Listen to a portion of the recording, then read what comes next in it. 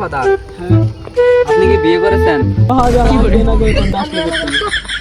কারে করছেন?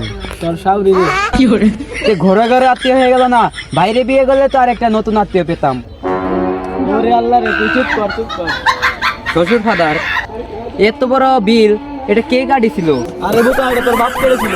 তাহলে এত মাটি ফেলছিল কোনে? আমি খাইছিলাম রে, আমি খাইছিলাম। দাঁতে কিসকিস করে নাই? আরে তোর জড়িয়ে দাঁত ফেলে দেবো। শ্বশুর ফাদার, আপনি দাঁত ভেঙে ফেললে আমি শ্বশুর বাড়িতে গুস্ত খাবো কেমন করে? ওরে আল্লাহ রে। শ্বশুর ফাদার, আপনি কি হাসতেছেন? না, আমি কাশতেছি। আমি আরো ভাবছি আপনি হাসতেছেন। এই তোর কাছে আমি এবে যাবো, সাই কাজি সাই।